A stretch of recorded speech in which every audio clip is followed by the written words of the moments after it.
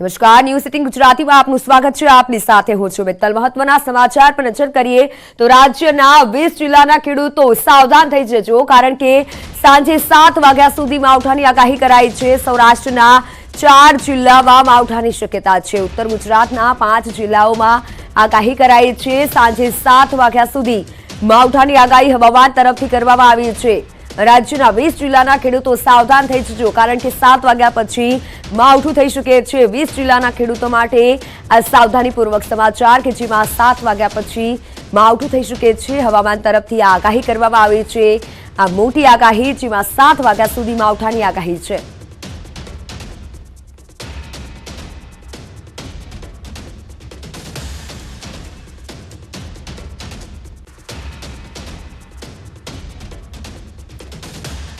अन्य समाचार पर नजर करिए तो अंबाजी पंथकમાં માવઠાથી ખેડૂતો પરેશાન થયા છે। ગાજવીજ સાથે ત્રાટક્યો છે વરસાદ। અંબાજીમાં સવારથી ચોમાસા જેવો માહોલ છે। યાત્રાધામના માર્ગો પર પાણી ફરી વળ્યા। શિયાળુ પાક પર પણ માઠી અસર થઈ શકે છે। કમોસમી વરસાદને લઈને ઠંડીનું પ્રમાણ વધે તેવી પણ શક્યતા છે। રવિ પાકની નુકસાનીને લઈને જગતનો તાત મૂંઝવણમાં મુકાયો છે। હજી રાત સુધી વરસાદ વરસે તેવી શક્યતા છે।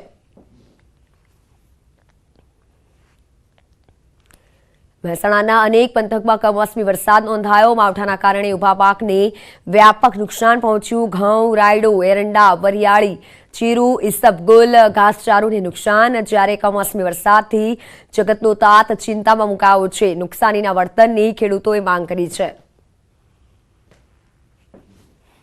સાહેબ, મારા ખેતરમાં વરસાદ પડ્યો અને કરા પડ્યા વરસાદના। આ જો તમે જોઈ શકો છો પાછળ કે ઘઉં એકદમ સૂઈ ગયા છે। આખા ખેતર બરાબર, જમીન બરાબર ઘઉં થઈ ગયા છે। અને ઘઉં, રાયડો, એરંડા, જીરું દરેક ટોટલી તમામ પાકો મારા નુકસાનમાં છે। અત્યારે મારે લગભગ 5 થી 6 વીઘા તો રાયડો વાયેલો છે, જે કાપીને મૂકેલો છે એ ટોટલી બરબાદ જ થઈ ગયો, એમ કહું તો ચાલે। એટલે 100% રહેલામાં નુકસાન છે। ઘઉં છે એ હજુ જો ઊંબીમાં નથી આવ્યા, એવા જે ઘઉં છે એ બધા સપાટ ધરતી સાથે સૂઈ ગયા છે। હવે લેવાનું તો કંઈ બાકી રહ્યું નથી। હવે જે કુદરત લેવા દે। સરકાર પાસે એક જ અપેક્ષા કે સારી રાહત આપે અમને। તો શિયાળામાં કમોસમી વરસાદ ખાબકતા લોકોની સમસ્યામાં વધારો થયો છે। મહેસાણાના વિજાપુરમાં કમોસમી વરસાદ સાથે કરા પડ્યા છે। બેવડી ઋતુમાં ઘઉં સહિતના પાકોને નુકસાન થવાની ભીતિ સેવાઈ રહી છે।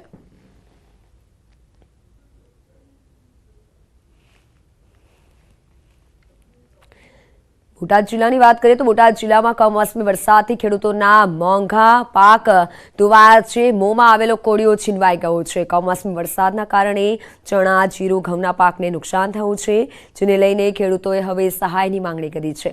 બોટાદમાં રવિ પાકમાં મુખ્યત્વે ચણા, જીરું અને ઘઉંનું વાવેતર કરવામાં આવ્યું છે। ખેડૂતોએ પોતાના ખેતરમાં દવા, બિયારણ, ખાતરના ખર્ચા કરી પાક ઊભો કર્યો હતો। જો કે કમોસમી વરસાદે ખેડૂતોની મહેનત પર પાણી ફેરવી દેતા હવે તેઓને માથે હાથ દઈ રોવાનો વારો આવ્યો છે। સારી આશા હતી 35-40 હજારનો વીઘો પડે એવું હતું, પણ આ વખતે 4000-5000 નો વીઘો પડે એવું છે।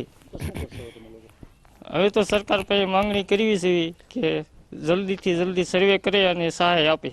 રાતોરાત જીરોમાં કાળિયું આવી ગયું, હુકાવા માંડી ગયું જીરો, અને ઘઉં આડા પડી ગયા। હવે એમાં દાણો થાય એવું નથી। હવે ઝીણા ચકલાની જીભ જેવા દાણા થાય હવે એમાં, અને સણામાં હખલી આવી જાય બહુ।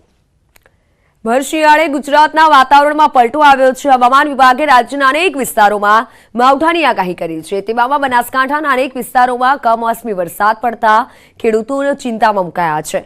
પાલનપુરમાં ગાજવીજ સાથે વરસાદ વરસતા લોકો બેવડી ઋતુનો અનુભવ કરી રહ્યા છે। દાહોદ જિલ્લાના વાતાવરણમાં પલટો આવ્યો। લીમખેડા, ધાનપુર સહિતના ગ્રામ્ય વિસ્તારોમાં વરસાદ પડ્યો। ઝાલોદ તાલુકાના ગ્રામ્ય વિસ્તારોમાં વરસાદ, મીરાખેડી વિસ્તારમાં વરસાદ પડ્યો। કરા સાથે વરસાદ પડ્યો। કમોસમી વરસાદથી જગતનો તાત ચિંતામાં મુકાયો।